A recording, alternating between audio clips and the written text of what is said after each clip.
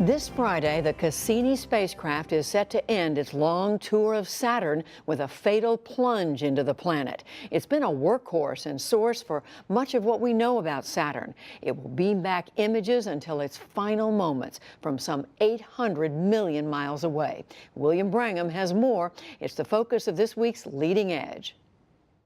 Some of the numbers involved in the Cassini mission are truly mind-blowing. More than 290 orbits of Saturn, nearly 5 billion miles traveled, 450,000 plus images taken. There have been nearly 4,000 papers published about the work, and it included the participation of 27 nations. Our science correspondent, Miles O'Brien, has this appraisal. This report was produced in partnership with our friends at NOVA, whose program Death Dive to Saturn airs tonight on PBS. 20 years after it began its detailed tour of Saturn, its rings and moons, NASA's Cassini spacecraft is winding its way toward a suicide plunge into the planet. It's the end of an epic space odyssey, Cassini's grand finale. As the orbits progress, we move closer and closer to Saturn's atmosphere. Project scientist Linda Spilker joined the Cassini team at the Jet Propulsion Laboratory before launch in 1997. Their challenge now? Thread a cosmic needle, sending the spacecraft in between Saturn and its rings, eking out some final morsels of data before the mission is over. The mysteries we want to solve with the grand finale mostly have to do with revealing Saturn from the inside out. Surprising discoveries are nothing new for Cassini. The team has been pushing the frontiers of science for years and sharing spectacular images captured by the spacecraft. It's just such a surreal-looking planet. Really, it wins the beauty contest in the solar system, that's for sure. Carolyn Porco might be just a little biased. She's the lead scientist in charge of Cassini's cameras. Most recently, they recorded a storm on the North Pole of Saturn that changes color from turquoise in the winter to golden brown in the summer. Scientists believe sunlight interacts with molecules in the atmosphere, creating a sort of Saturnian smog.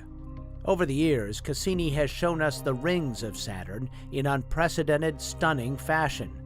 They are about 175,000 miles across, but in most places, only 30 feet thick.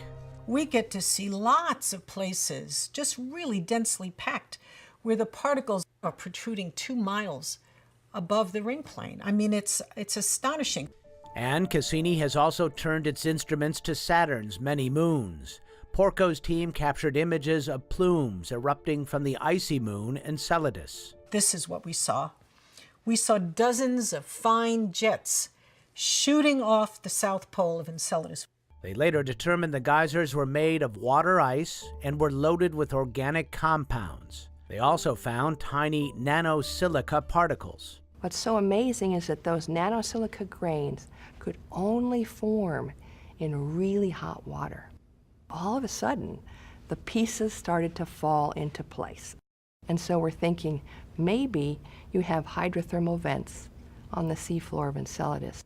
Hydrothermal vents, organic compounds, and liquid water. The combination is very intriguing for scientists because it is likely life began on Earth under similar circumstances. It doesn't get any better than this. To go to Saturn and come away having discovered what we think might be the best place in the solar system to go to search for life. The prospect of life on Enceladus prompted the Cassini team to change plans for how the mission should end. If the spacecraft smashed into the icy moon, it might bring hitchhiking microbes from our planet with it. So instead, Cassini will auger straight into Saturn, swallowed up by the giant gas planet where there is no possibility for the development of life. Still, Cassini's fiery end is no small task to engineer. The spacecraft has to be in tip-top shape so it can beam data back to Earth for as long as possible. We are responsible for the health and safety of the spacecraft. Julie Webster is the manager of the Cassini Spacecraft Operations Center. Using exact replicas of the vintage electronics on board the spacecraft, Everybody talks about gigabits these days. We're down in kilobits. she and her team are simulating scenarios for Cassini's final dive. No red alarms, and we are go for orbit trim maneuver 467. The timing of everything is highly choreographed The accelerometer has powered on at this time. because we are doing something almost every second on the spacecraft, but certainly every minute. The wind roll turn has started. To have either an anomaly on the spacecraft or a sequence that isn't quite right, there's very little time to figure out what's wrong, fix it, clean it back up, put the sequence back on board the spacecraft. We don't have a lot of time to recover at that point. We're game on. And then it will be game over, a bittersweet moment. Saying goodbye isn't easy. The sense of an impending end is the hardest thing I've had to experience in a long time.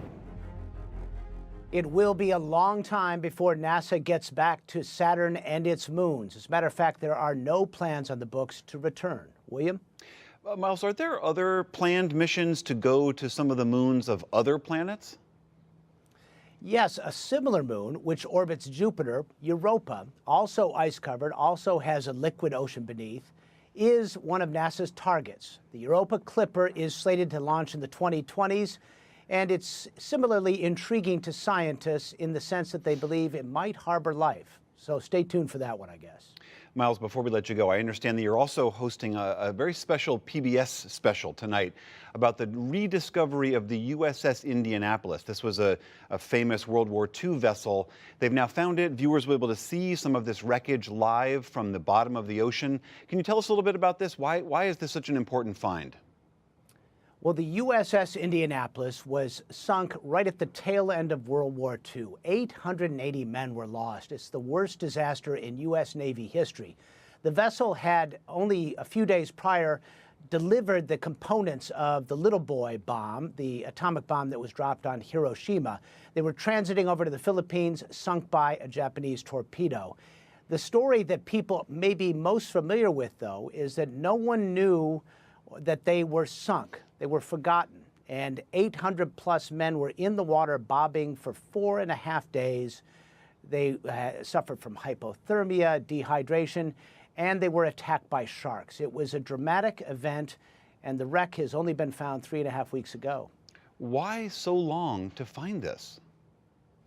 It's in about 18,000 feet of ocean. It's one of the deepest spots on the planet. And so technology has only gotten to the point to make it even practical to hunt for something like this in such deep, rugged, completely lightless terrain beneath the sea. It was found by a group led by Microsoft co-founder Paul Allen, who has decided to make it one of his missions in life to find these historically important shipwrecks. They were determined to do it, and they did. And you'll see live pictures from 18,000 feet below the Philippine Sea live tonight on PBS, 10 p.m. Sounds really great. Miles O'Brien, as always, thank you so much. You're welcome, William.